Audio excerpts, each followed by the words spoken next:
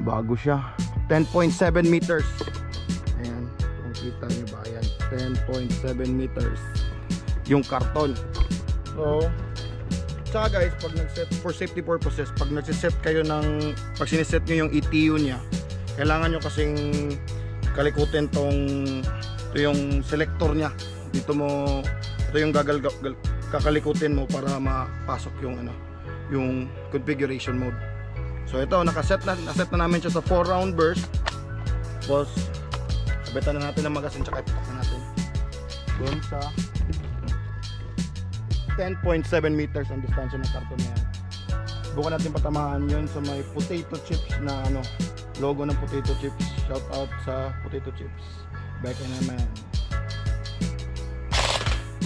So ayan, safety. Tapos tumira, safety dapat. Safety first talaga tayo. Tingnan natin yung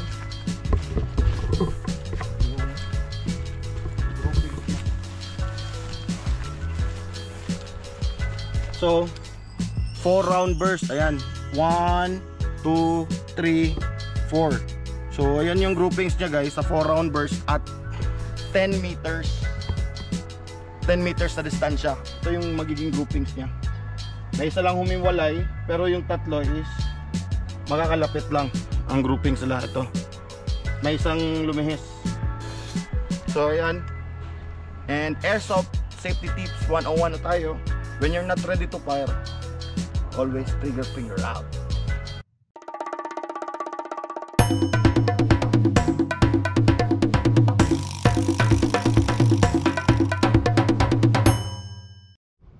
Ako si Allen. Sili ang negosyo ko. At maangang ako magsalita. So what's good?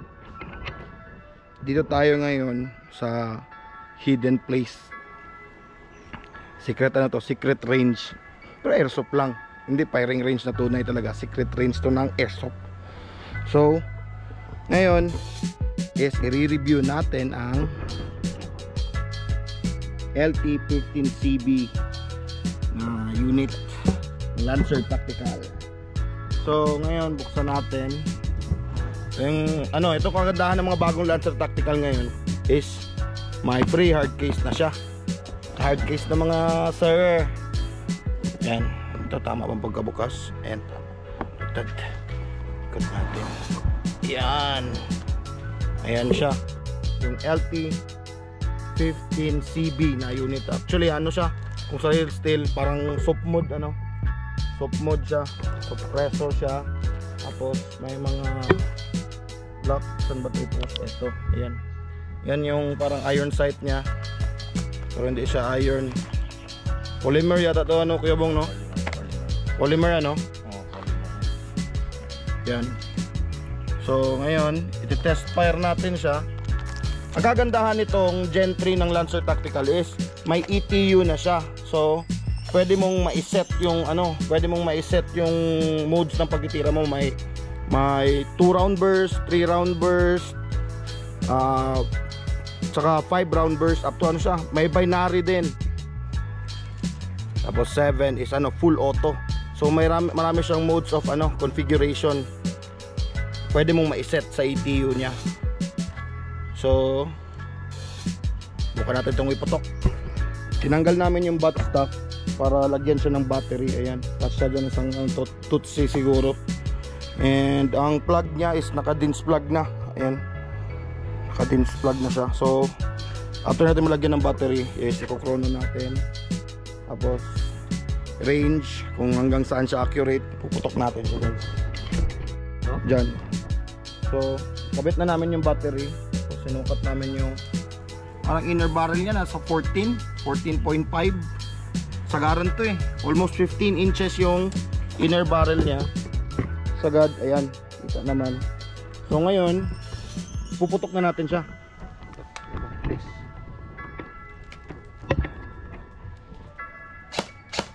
Ayan yung putok niya. So kargahan natin siya ng 0.25 na bibis. So yan yung length niya. Nakaset na yan sa 0.25. So ito yung forma niya guys. Yan. Medyo mahaba siya kasi nasa 15 almost 15 inches yung inner barrel. So pasok pa rin naman siya pang CQB. Pwede pa rin naman magamit siya pang CQB. Tsaka medyo malayo ang range ito kasi medyo mahaba yung inner barrel niya. So medyo malayo yung range niya. Pwede pa rin siya pang jungle. So yan.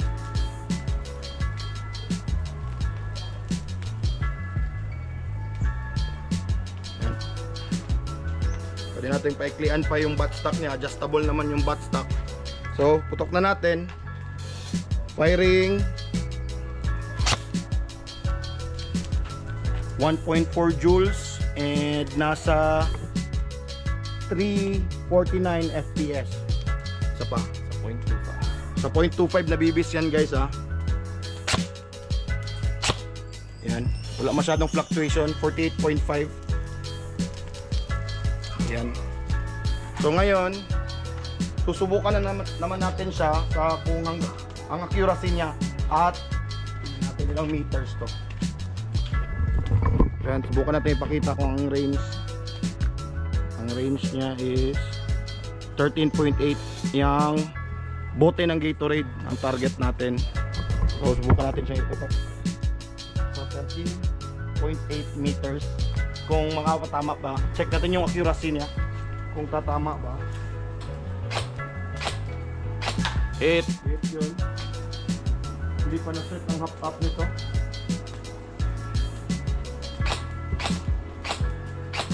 Hit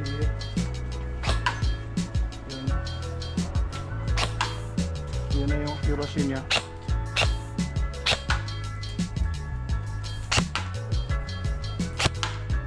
Ayan. So try natin siya sa full auto. Tapos check natin yung groupings niya. Wait, subukan natin yung mga configuration niya. 2 round burst, 3 round burst. Tapos i-check natin yung groupings niya. So kanina nasubukan natin yung single shot niya sa range na 13.8 meters ano.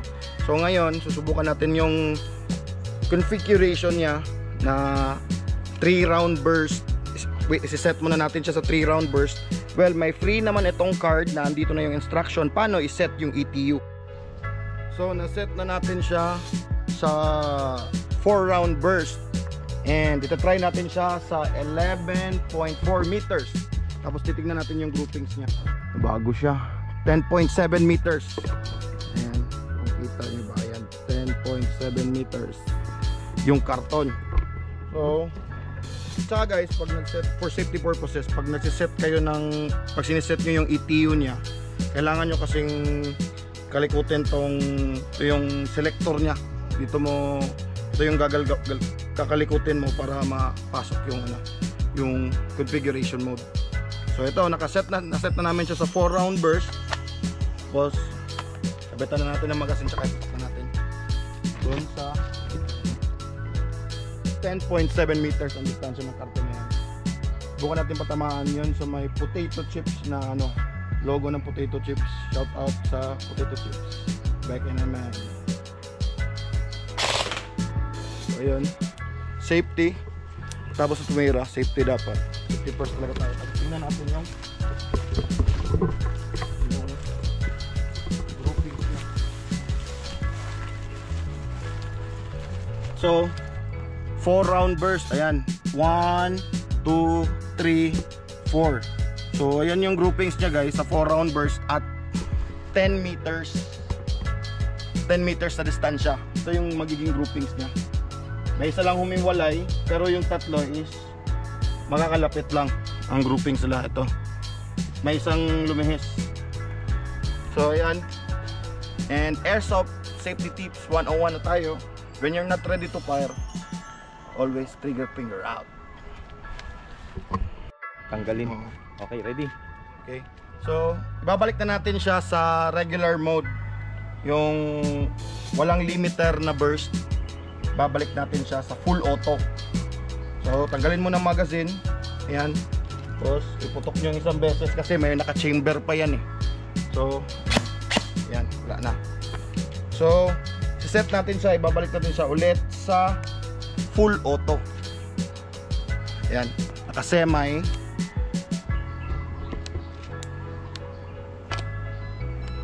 So ayun, narinig mo na yung dalawang beep.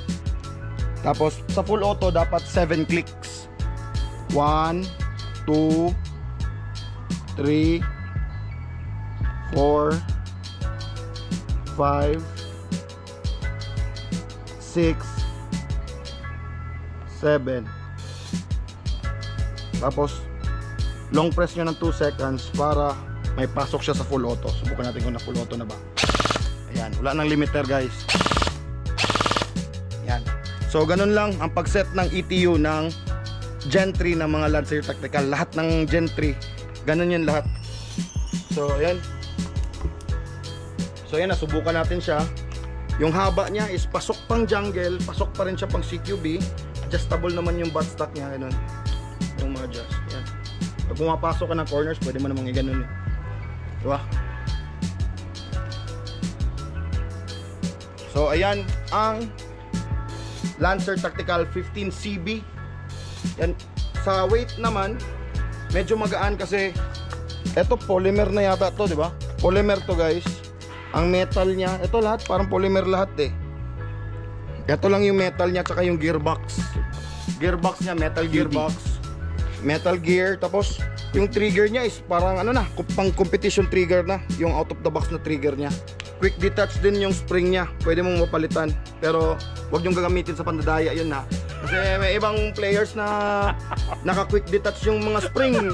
Pagkatapos i-chrono yung baril nila, pinapalitan ng spring eh. Diba? So, wag yung gamitin sa pandadaya yung quick detach spring ha. So, yun overall. Sa akin itong Lancer Tactical, wala man talaga akong personal na unit na Lancer Tactical, pero sa durability, hindi pa ako sure kasi hindi pa ako nakasubok na nag-field talaga or na may Lancer Tactical na tumagal sa akin. Nakagamit lang ako noon, nakihiram ako sa kay Jason noon, sa kaibigan ko na naglalaro din. Nagamdan ako, pinagamit niya sa akin yung Lancer Tactical niya. Yun lang.